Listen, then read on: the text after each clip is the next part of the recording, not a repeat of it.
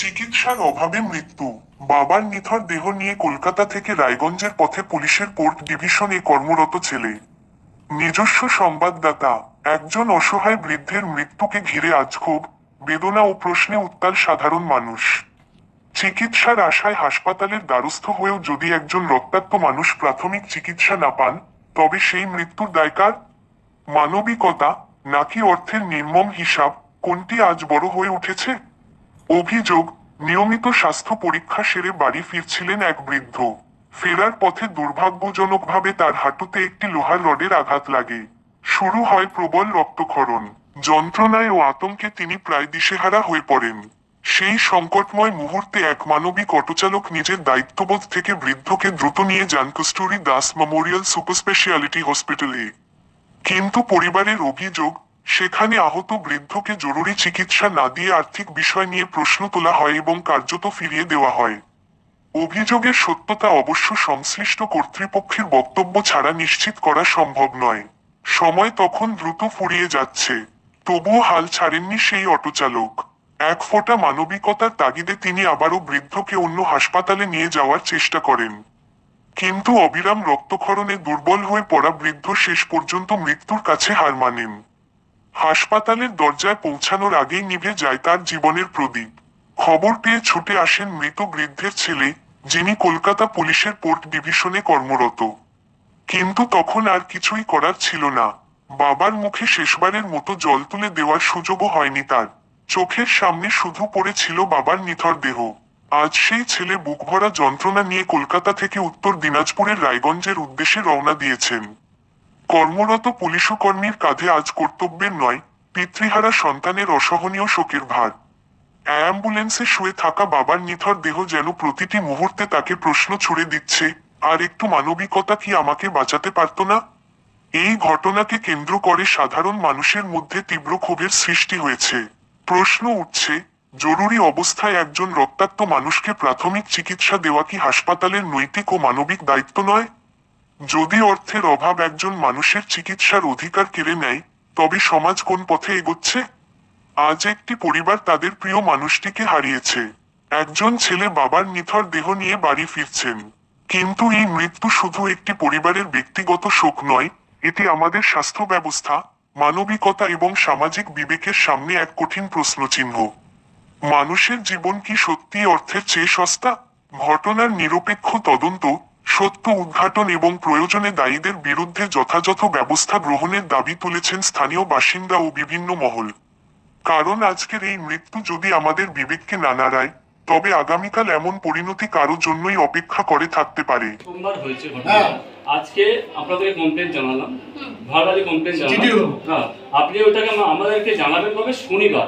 আপনি আমাকে অফিশিয়াল একটা লেটার দিন, কারণ এর দেখুন সব ডিসিশন তো না না ঠিক আছে ঠিক আছে, আপনি ভেরিফাই করতে 5 দিন লেগে যাবে। না, আমাকে তো টপ ম্যানেজমেন্টের সাথে কথা বলতে হবে। এবার টপ ম্যানেজমেন্টকে আমি ফ্রাইডে ছাড়া পাবো না। আমাকে সিসিটিভি ফুটেজটাও দিতে হবে, একটা প্রসেস আছে। আপনার যেরকম প্রসেসগুলো ফলো হয় বলে তো আপনি আমাকে এই প্রসেসটা থানা করবে। আমাদের দরকার নেই, আমরা থানা আচ্ছা আপনাকে তো আমরা অলরেডি বলে গেলাম, সেটা কি একটা মানে রিটেন দিয়ে যাবে, এই তো সবাই মিলে একটা রিটেন দিয়ে যাবো শনিবারের ভিতরে। আমরা ওই ফুটেজটা কিন্তু কোনোভাবেই যেন ডিলিট না হয়। টিপ ফুটেজের অ্যাক্সেস কারোর কাছে থাকে না, সুপার অ্যাডমিন পাওয়ার থাকে। ওটা কারোর কাছে কে ডিলিট করবে? ঠিক আছে, আমরা লিখিত জানিয়ে ভেরিফাই করুন। কারোকে কিছু বলার আগে আমাদের বোধ একদম আপনারা ভেরিফাই করুন, দেখতে পারেন এবং কি স্টেপ নিচ্ছেন আমাদের কলিগকে ডেকে নেবেন। আমরা যাবো, আসবো, আমরা সব আসবো, সবকিছু থাকবে। একটা মানুষ এক্সপায়ার এত চট করে হয়তো আরো আধ ঘন্টা বাদে নয়। আমরা তো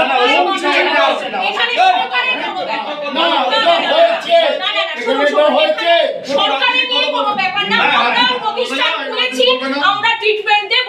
সরকার সরকারের সাথে কোনো সম্পর্ক নেই, হাসপাতালের সাথে সরকারের কোনো সম্পর্ক নেই।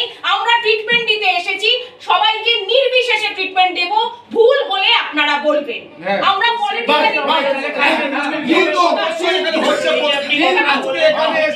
পেলাম না।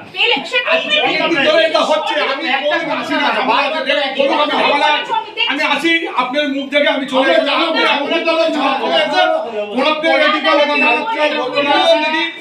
দ্বিতীয় আসে কি হলো থাকে। আপনি সবসময় এসে সব করে আমাকে বলেন এমন কথা, আমি বেরিয়ে যেতে আপনার এখানকার লোকগুলো আমি যতটা পারি আমি নিজে মন দিয়ে দেখি ইমার্জেন্সিতে যতগুলো আছে বক্তব্য দেখি। আমাদের ওইটাই তো কিন্তু objection কালকে আমরা সবাই একা অবস্থায় এখানে ডাক্তার দিয়ে আলো ডাক্তার আনার চেষ্টা করে দেখি ভাই, এইভাবে ডাক্তার আনবেন দেখুন, এখানে ডাক্তার এনে দিয়ে চেষ্টা করুন। অন্তত পক্ষে আমরা না বলছি হলে শ্বাসের ডাক্তার যদি না আনেন, আমরা এক মাসের ভিতরে আমরা হসপিটাল ডেভেলপ করতে চাই, যে দেখুন করছি আমরা তাকে জানালাম, আমরা 1 মাস পর হসপিটাল বন্ধ করবো আমার এখানে। আমাদের ছেড়ে দিতে চলে যাবো, কিন্তু হসপিটাল বন্ধ করবো না। ফল্ট ছিল কি না আপনি দিদি, মানে ওটাও বলে আপনাকে, আমার পাশে বাড়ি জমি আমারও দেওয়া আছে হসপিটালের প্রতি, এটা জেনে রাখুন। এখানে সরকারি হসপিটাল হকা দিল, সরকারি হলে প্রাইভেট হলো, এটা এইগুলো দিদি এটা জানে রাখছে, আমি জানিয়ে রাখছি বলতে পারবেন, একমাত্র কিন্তু এটা আপনি জেনে রাখুন, জেনে রাখুন। আমরা